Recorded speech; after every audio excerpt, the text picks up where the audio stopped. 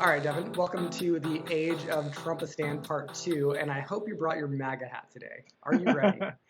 Yes, I am in spirit wearing my MAGA hat. Is it meta? Is it irony? Yes. No, I mean, like I want to keep this positive, and this is actually going to be my theme because I think that there are too many like lame liberal types who are out there who I am kind of sort of one of, but like I'm not going to fall into that trap of just being like super hyper negative and like being hyperbolic about everything I'm scared about. Even though like I do like, let's be super clear, I don't like Trump and I'm not buying a MAGA hat, but man, I just want to be optimistic. Like Mm, I do follow mm, people on Twitter like based Beth Jesus, mhm. who we've talked about before, Yeah, and go check out our app on Based Beth Jesus. Do a little deep dive on the Team Futurism pod. and dude, like if you follow him on Twitter, he is so over the top positive about Trumpism, and like he ties it Mm, to like accelerationism. And like Rachel mm, Haywire, also friend of the pod, she's been on here. She's like, yes, this is like the National Futurist Party, like the beginnings of it. You know what I mean?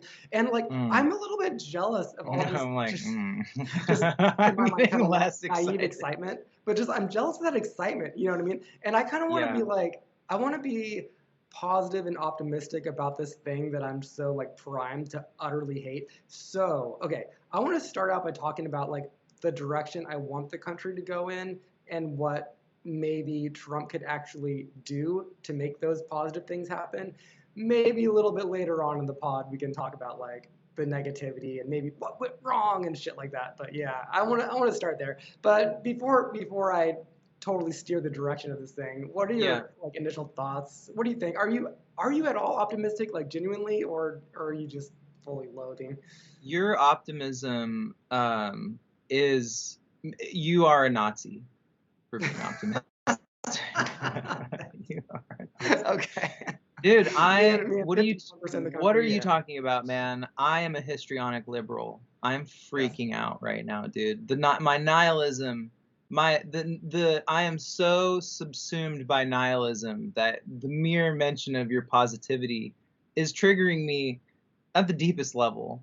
Um, no, Can I I'm can I being no, I'm being shitty. I think both of us are generally positivist people. I mean, I think both of us are optimistic people and have a deep commitment to looking for the lane in which we can derive the most utility. And the most utility is almost always the place where you find scraps of positivity, no matter how dark the situation is. So I feel you, man. I'm interested to hear how you think this might go right.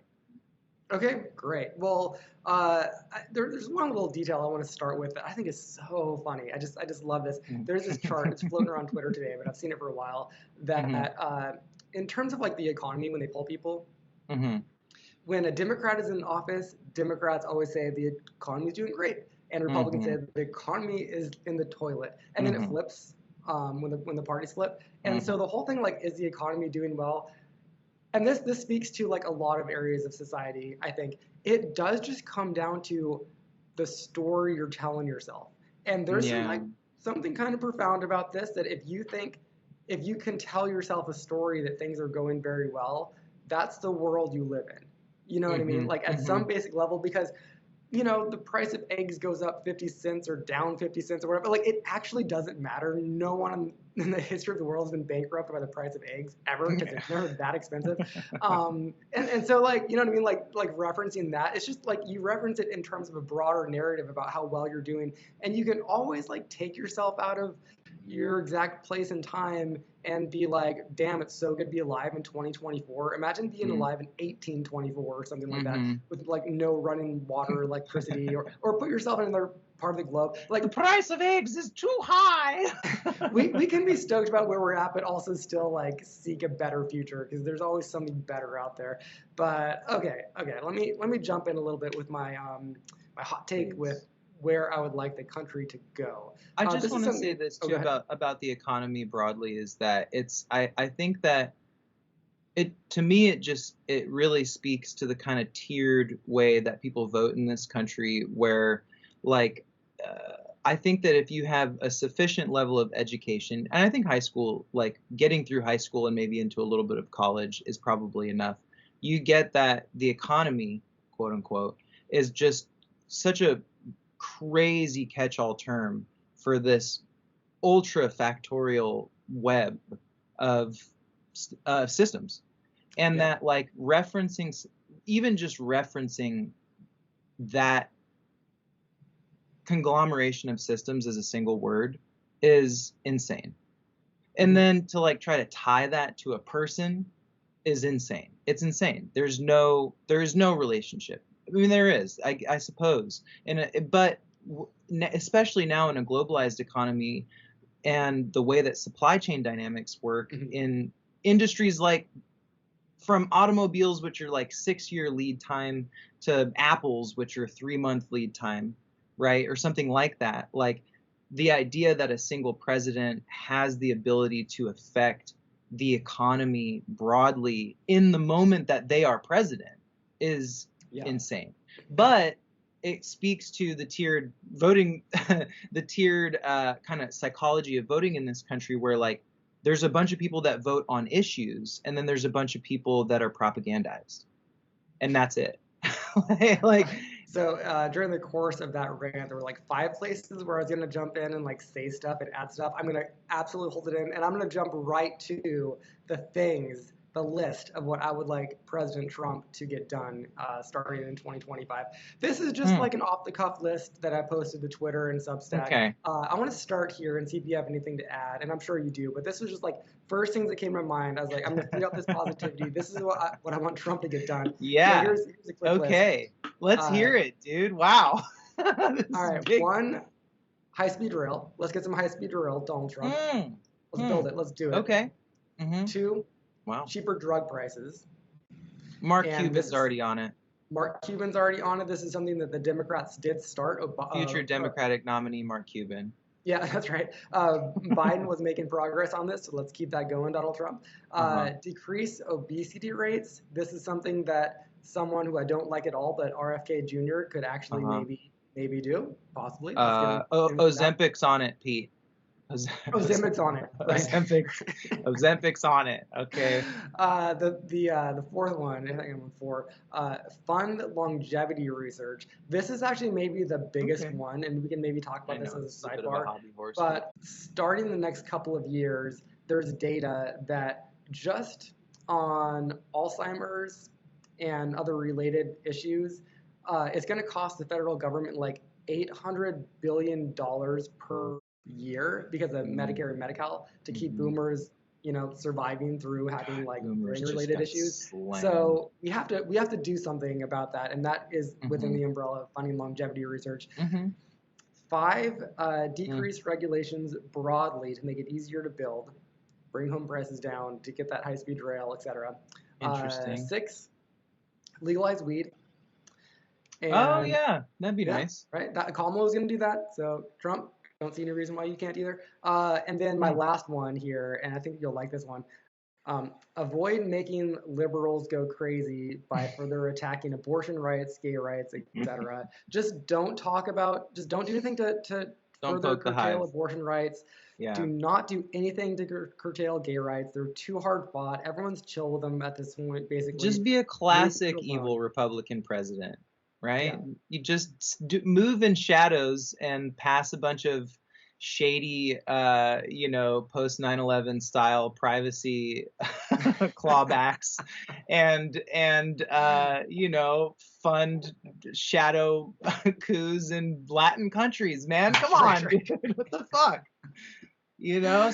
Stop telling gay and queer people what to do, man. Like, they're not listening. Just like hands off of culture broadly, conservatives. Just like please, for once. Fuck with women, stop. Just don't mess with people that have been messed with a lot. It's like easy rule to follow. If ask yourself this: have they been fucked with a lot over the last couple hundred years? Leave them alone for the next 4. Okay. I like that. That's a good principle. Okay, so I am under no illusion that Trump will necessarily do any of these, but anything that you want to add, like, do you have any like a wish list that you want to like throw out there to, maybe just throwing it out there, maybe it'll butterfly flaps its wings, maybe it'll happen. It's so funny. I love how optimistic you've forced yourself to be on this because I don't Grit think my I've teeth, man. I love that though. I think that's sick. I think that's like a useful I think that's a useful psychological exercise, and I think that it's also a dope way to live. Here okay, I don't think I could be as methodical as you point for point. I could tell you maybe one or two broad strokes things that I could see being positive from this.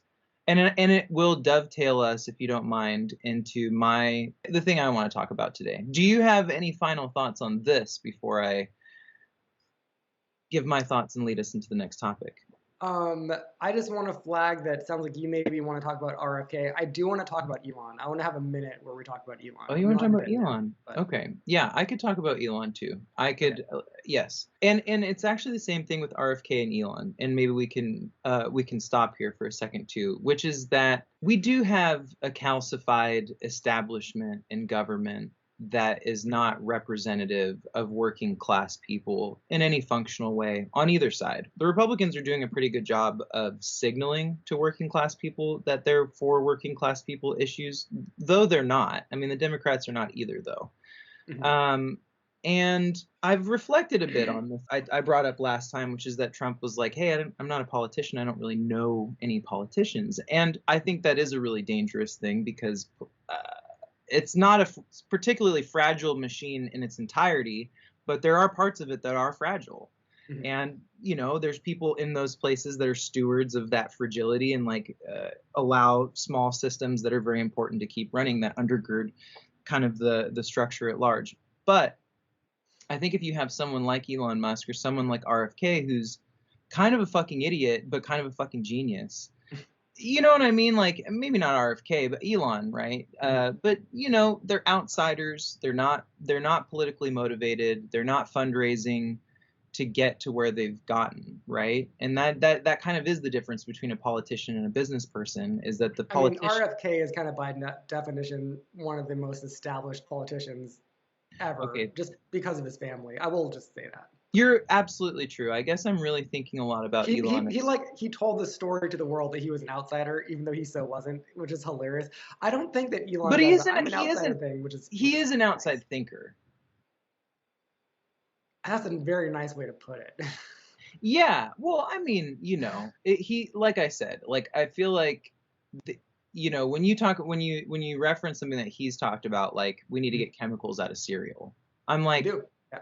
that's like unfortunately outside thought in the I country almost that we want to live say it's in. not though, because you can like watch TED Talks about that exact same topic, Yeah, right? but at a It just policy level, but at an no, actual but it's like everyone kind of functional, is like like no on no board. politician is saying that No, because yeah, the good. politician has to go suck some cereal company's cock Yes. to fucking to get their Tony the to get Tiger comparison. to make their to pay for the venue for their next rally, or to pay for the venue for their, or to pay for the series of attack ads that they're going to put out about their political opponent for the next Well, thing. so just to pause to get myself reframed here, are Please. you saying that you're happy RFK, Elon are in the mix, or not happy? Like, what's I'm the saying that if I'm hoping for the most positive reality, it's that non-political operators come into a calcified political system, destroy some of it, and in the Mhm. rebuilding process,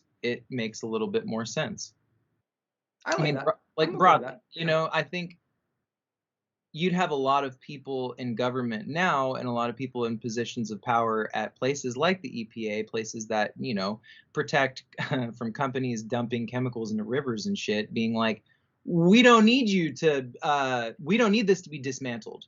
Like this is Mhm. working. Like this is keeping people from dumping chemicals into rivers, and it's like, but is it? Is it really? And so Mhm. maybe part of it gets taken apart and then we're left with a partially destroyed system that has to be rebuilt in a way that's more modernized, hopefully. but boy, that's a stretch. I truly do believe that's a crazy stretch. I'm an incrementalist. I do Right. think that Me things too, get for better the most part. slowly over time, but It's a theory that we kind of tried with Trump the first time, and it just didn't really show the results maybe we would mm-mm. have wanted it to. But okay, so I want to talk about Elon for just a second, which Sure. is just that like Axios had this article this week about how Elon is now the most powerful unelected person ever, right? History of the world, Sure, ever. yeah, that makes And sense. it's like this Oh, big, pinch. scary, oh no type of thing. But Uh-huh. I was kind of thinking about this that like if Elon had gotten this position during Trump presidency part one, Mm, every good liberal would have been kind of low key stoked about it because he was I still in the know. good graces of the liberals, right? He was like Too true. Mr. Green Energy and Yeah, too Mr. true. Innovation with Mr. like a smiley Tesla. liberal face on it. Yeah. And he has just like taken his kind of like MAGA turn Mm. literally only since right before he bought His Twitter, I heel would say. turn. Yeah, kind of like right before he bought Twitter, and then he leaned so hard into it when he bought Twitter, and Yeah. we all thought he was going crazy. Maybe it actually was semi sort of kind of calculated, just Do you because think look where he ended up. he's doing heel? He's like really like WrestleMania style, like Triple H, like he is now. He's like, dude, I'm just in my dark villain arc. This is just a character for him. This is just a cosplay. What's so funny about him is he might actually unironically say that. Right. The Right. way he wears his Trump hat and just like does the whole thing. Yeah. He might unironically say that, but yeah, this is another reason why I'm not like super down to follow the liberal Axios line of I'm terrified of Elon Musk, Mm, just because even like this part of Elon was still there in 2020 or 2016, even if we didn't really kind of know it, yeah. but. That means like the good parts are still there too, or whatever. The non-conspiratorial parts maybe are still there. I don't know. I'm I've worried. got room for optimism. I'm worried about him because I think that he's clearly a savant at things that are quant and clearly uh, an almost childlike idiot at things that are social. And I like know. I agree with this. politics, Oh, politics are really, unfortunately, the perfect intersection of those two things. So but it's like, here's the thing. which side Here's of which side of him are we gonna get, let man? me let me keep my optimism here and drill down on it, Please. which is that like he was not, or let's just say, he's not being put into the Trump administration to control like abortion or like Sure. anything social at all. Like Yeah. presumably, it's more just like nuts and bolts. Let's make the government more efficient, and that is Yeah, that maybe stuff what all someone with is his social though. Like all like kind of like everything does trickle down to the social level. That's why politics is so complex. Because like there is no number yes, but that doesn't not affect like super a person. directly. Just because like he does want to get rockets into space, right? And Sure.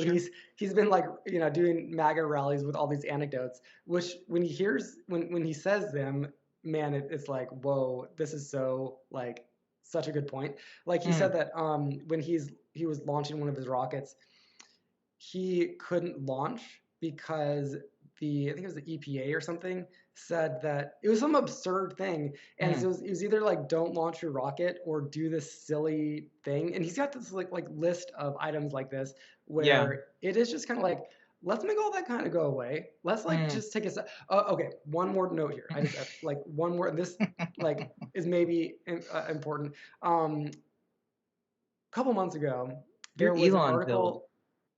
Yeah, You're nah, I will not go that far. But a couple months ago, there was an article in the Atlantic by one of the Supreme Court justices. I think it was Kavanaugh, it might have been like two Supreme Court justices. I forget which ones. And it was all about how we only ever add laws, we never take laws away, Mm, ever. And it spelled out, it was like this huge piece. It spelled out like all the ways that this is a problem, that we mm, only ever add more and more and more laws. mm. And it makes us more and more and more inefficient, right? Sure. And this is why we do maybe actually need someone, whoever the hell it is, to come in and just like get rid of some of the baggage. Just like, oh, scrape it all away. I mean, like, even I think it was Andrew Yang proposed that any new law that is put on the books needs to be renewed every 10 years or it goes away, something like Hmm. that. Like, I don't know. Like, I'm open to this idea. Interesting. So for the last couple of minutes here, I want to talk about the the famous question of what did Democrats do wrong? What do we learn from this? Where do we go from here? And this is just like keeping it within the team. You know what I mean? Like, so Yeah. Republicans, Democrats did nothing wrong, Peter. I'm going to call out one thing. One thing. I'm going to place the blame on Biden. 100%. I think that Biden should have just done the one Ooh, term like he said he Robinette. was going to. Then Democrats could have like done the primary, the proper Yeah. primary. They could have gotten the strongest candidate, listened to the Yep. people, you know what I mean? Yep. And even if it was Kamala, there'd be so much more confidence in her. Republicans wouldn't have that attack line that like she's whatever they would say like Yeah. and that would have made a big difference. Everything above and beyond that, the only other thing I have to say is like I think that we're in a populist age. Vosh had a big rant about this. I think he's right. I think that like Obama era liberalism is kind of done. This is the age of populism, and we just Hmm. got to like roll with that for probably the next few decades. So that's my very quick analysis. But yeah, what are your thoughts? Oh my gosh. Yeah, couldn't agree more. On the Biden presidency, not really sure why. I mean, it seems like Biden was like, come on, guys, you're gonna pull me out. The other guy's me. I Like, beat him once before. You know what I I mean? That was the know, line. I beat and him I'm gonna beat him before. again. You know. Dana Carvey's Biden will forever be my Biden on SNL. If you haven't seen it, come on, Oh, I now. think I have seen that. It's really good. Yeah, he should have ran a one-term. He should have ran a one-term presidency. They should have had a primary. That's not enough time. 120 days is not enough time for the electorate to get to know anyone. And I think it all comes back to the DNC, and the Democratic establishment is just crap, dude.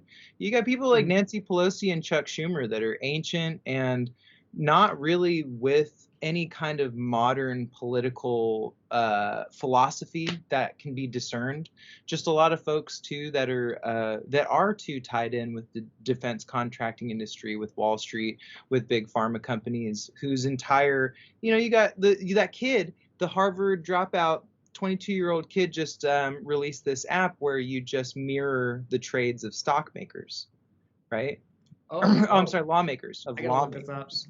Guys, I'm Yeah, off and off. and it's like when they took Bernie from us, it was like a huge like, wait a minute, these people aren't for me. He was the populist on the leftist I know, side. It I should know. have been Bernie. Like, sorry to Yeah. like drop that line, but Like yeah. whoever's making the decisions at the top of the Democratic Party is doing a bullshit job, and it's terrible. Can we also just say wokeness? Can I also lay that as a thing? Uh-oh. Because like there's people are tweeting ironically, but No. it's so true. Like why why did why did we lose so many Latinx people? Oh, That's like what people, and it's like don't. literally like Latinos are voting for Trump because of just nothing but the word Latinx. They hate it that much. Mm, mm. And there's like for every demographic, There's other stuff, there's but there's a thing like Latinx but I mean like for every demographic. yeah, There's a thing where liberals do push people out of the camp because like you're supposed uh-huh, to do this or say this or not say this or you know what I mean, and they push uh-huh, people away. And the yeah, Republicans are like, fuck yeah, we'll take you. You know what I mean? That's like the whole thing. And like, so there's got to be a real accounting for why are the Republicans growing with the black vote, with the Latino vote, with the Asian vote.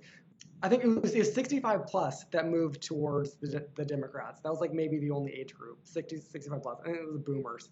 But well, it's yeah, we I've got to been grapple saying, that, and like wokeness is a big problem. man, I've Big been problem. saying it for years that like Black and Latino populations are conservative socially. Yeah, Like totally. they literally we're just waiting for the Republican Party to not be openly racist. Yes, That I think was you're it. right. They're Yeah, like, you're. fuck, man, like I would love to get on board with all of your platforms, but you got to stop being like a wing of the Klan, dude. It was like, it's people forget that like 30 years ago, it was like less dog whistling and more just whistle whistling. You know what Yeah, I mean? It was like there's a lot of open racism in the Republican Party, and as they're coming, there's still it, kind of low key is though, but for some reason it yeah, doesn't. Okay, so like you know Nick Fuentes, do you know that guy? Mm-hmm. He tweeted right after Trump won, "Women are property, and that's the way it's going to stay," or so, always Right, have been, always will be, right, something like that. Like he and he's I know that he's doing that for attention. Obviously, that's what he does. right. But like, can you imagine? Like that's insane to just like tweet that, and then people applaud him for it. Like that's bananas. I know I complain about wokeness on the left, but like on the right, they need to do something to clean that shit up. It's so bad, dude.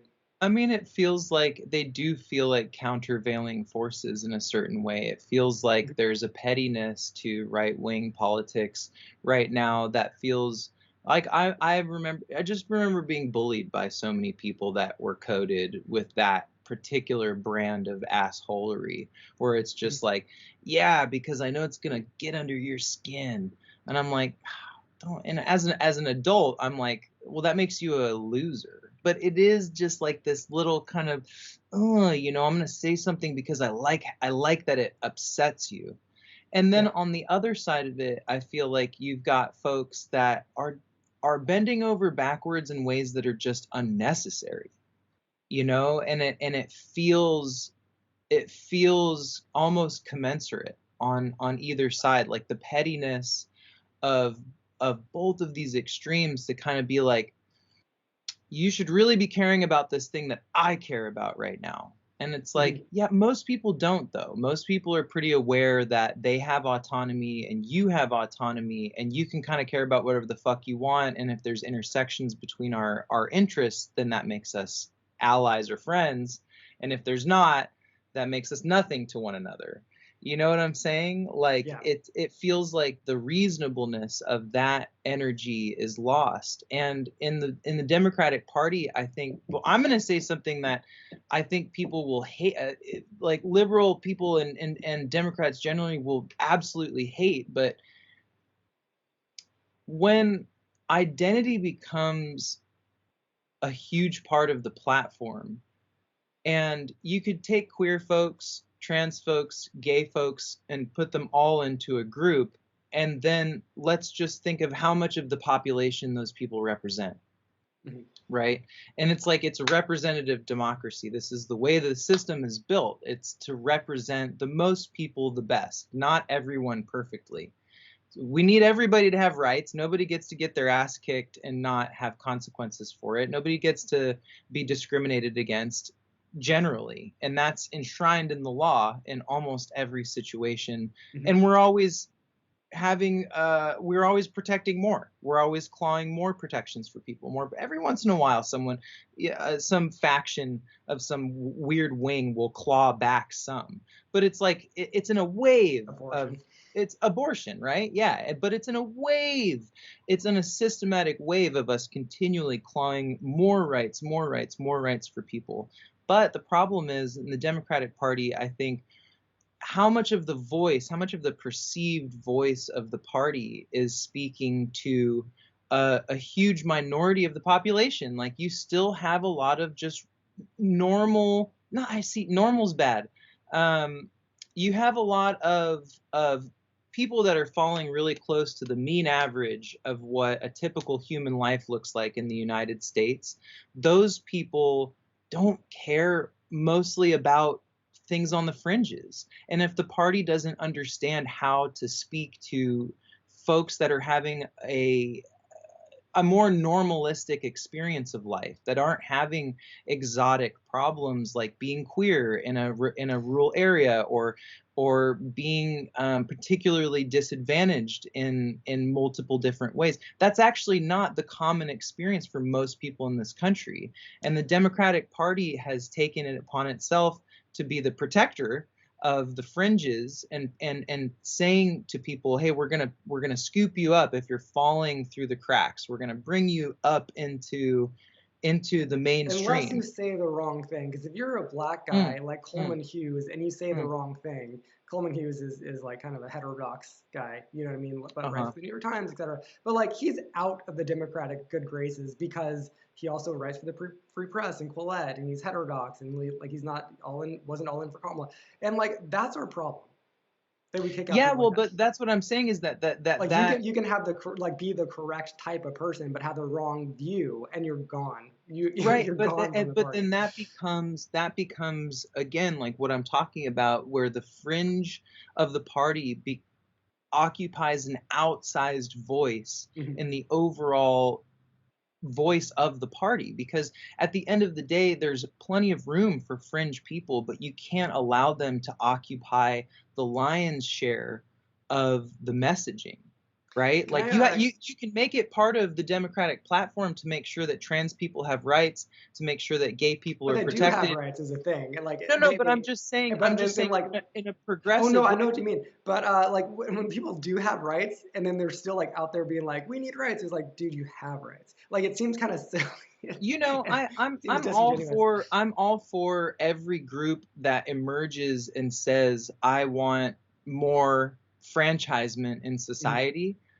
Let's give it to you, right?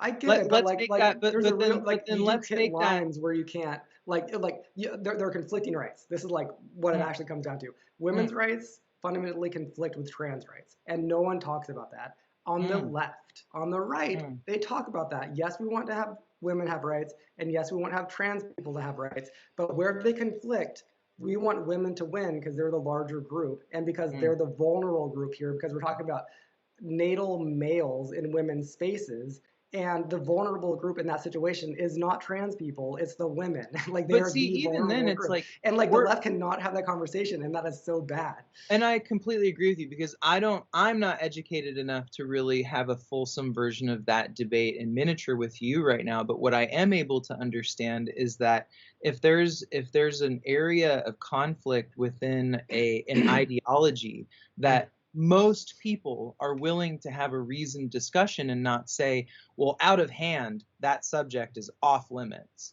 And it's like, no, you have to be able to have a conversation about the intersectionality of trans rights and women's rights. And people may get upset, but you do have to The have that. conversation You do happens have to whether be able to Democrats have that participate or conversation. not. Yeah, so like whether or not Democrats participate in it, that conversation culturally is happening. So Yeah, it is on the Democrats to like participate in the conversation, not just sure. try to shut it down. Can I actually give my global theory on this that I Yeah, think is sure. kind of fun? I think that you might enjoy this. So Republicans are funny and conservatives are funny. And Mm, they never say this out loud, but I think this is true.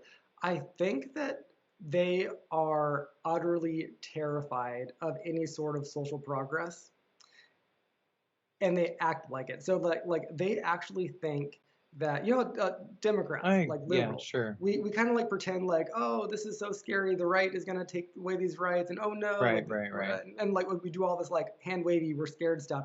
Mm.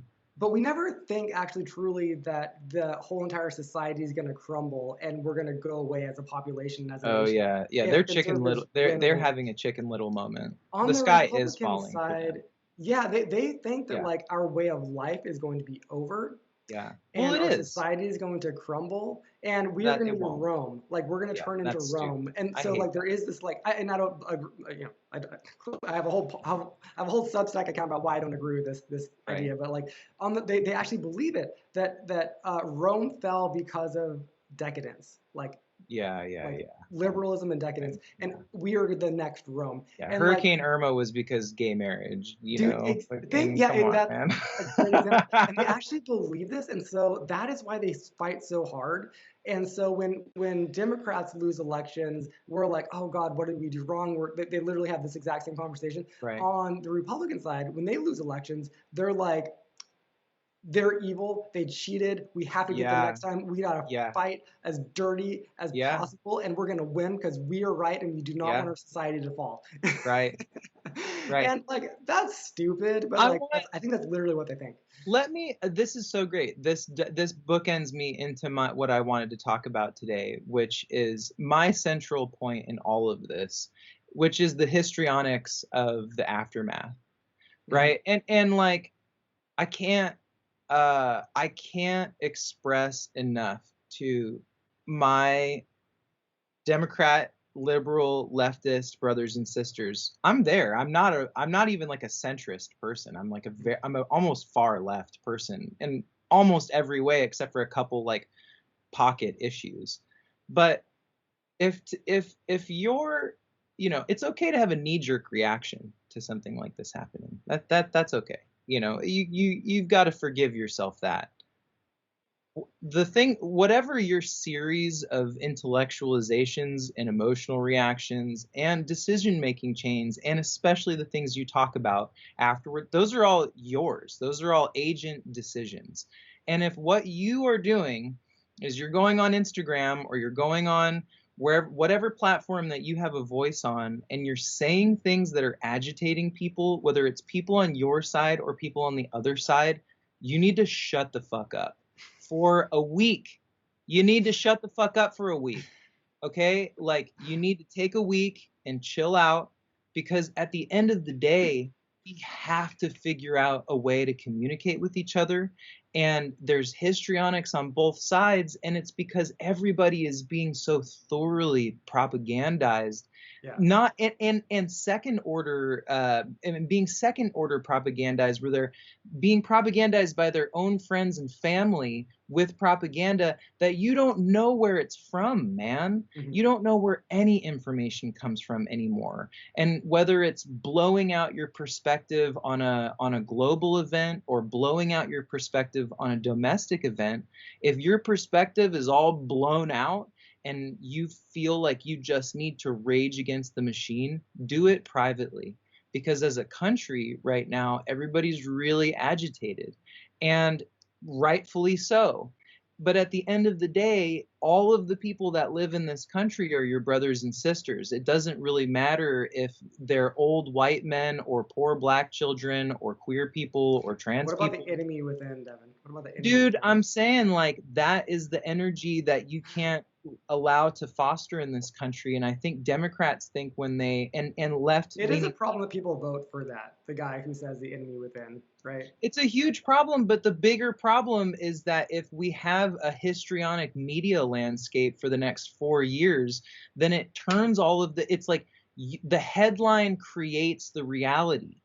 Like, stop saying democracy is over. Stop saying the Civil War is coming. Stop wringing your hands in public about this in this insane way that's really getting people more agitated than they need to be. If your voice is not calming people right now, you are the villain. And it doesn't matter which side you're on. If your voice is a voice of agitating people right now, you are the villain. Now, I'm not talking about advocating for your thing, because if a lot of people believe that agitation is what creates change, and I think that there's some truth to that. If you're a punky person and that's your aesthetic and that's the way that you want to create change, then do that intentionally. But right now, when everybody's so upset and we do have a lot of friction in this country, you have to play a positive role in helping people settle down from that stuff. You know, it's crazy living in California. The way that the California liberal media, I hate using that word because it makes me sound like fucking Joe Rogan or Donald Trump or something, but it is a machine that is so devastated and so convinced that the fucking democracy is crumbling, that it's going to convince people that the democracy is crumbling, which maybe will help the democracy to crumble. Yes, it's I think that's a great point. Come on. Come on. Yeah. The only little bit of pushback I'm going to give stories that are just like really the sky has fallen. Yeah. You know, and well, it's like the only little teeny piece of pushback I will give on this, I agree with your point 100%, but I will say we being everybody in America do need to know what the bright lines are where we do slip into authoritarian fascism, anti-democracy, and that was Trump lying for 4 years about the election being stolen. I have zero remorse 100%. About being like, that is against our values. That is against what we're about. We do not do that shit in America. And so I'm gonna stick to that. Whether it's on the left or on the right, if somebody does something that's fundamentally against our democratic process and against like us being like a cool nation where we actually like have laws that apply to everyone, etc. Like, dude, I'm gonna call that shit out hard. But I don't think that we should go from there to automatically the sky is falling, you're under a dictatorship. We can always that at any given time society can have a conversation with itself and can pull back from the brink. And so like if Trump tries to say that my second term was stolen from me, so I'm going to run for a third term now, which he's joked about doing, that's the moment where we all get hysterical, all of us, I think. Yeah, yeah. Like liberal media and everybody else, I think we all need to draw a hard line there, say no you don't, Mr. Donald Trump, sir. You do not do that. You don't get a third term in this country. Yeah. um, Yeah, and I think there's a handful of things that like should put people up in arms. But if we just have another kind of clown ass White House for 4 years and a bunch of like social problems get marginally worse after the wave of better that things have gotten over the last 30 years, like a lot of people still need to be brought up from the bottom. But look, man, we're in a really, really good spot in comparison to where we were 30 or 40 years ago. And if 4 years compared to from, all the other G7 countries, we're doing very well. So last thought for the day. please. All right, just saw this tweet right before we hopped on. Okay. Someone tweeted, "It is time for Joe Biden to step down so that Kamala Harris can be the first woman president." Your thoughts? When that would be a baller move, I will say. I'll just say it. is now. Yeah, if he stepped down today, she would be president How would that work? That would be for a insane. couple of months, I guess, right? Whoa, dude, we could have our own January 6th where we like refuse the peaceful transfer of power. And what would the liberal version of that be? People are joking about that too. I know. Well, maybe Kind of everyone's fun. like, I forgot my asthma medicine, as we're storming the Capitol. Oh, I don't know, man. As a gag, why not? We're already in the This year's been so insane, so like roller coastery, it'd be so appropriate, dude. That's It's what I insane. mean. I'm like, On we're brand for already this in the year. timeline where it is Yeah. just Idiocracy, Saturday Night Live, prime time 24/7. So why not?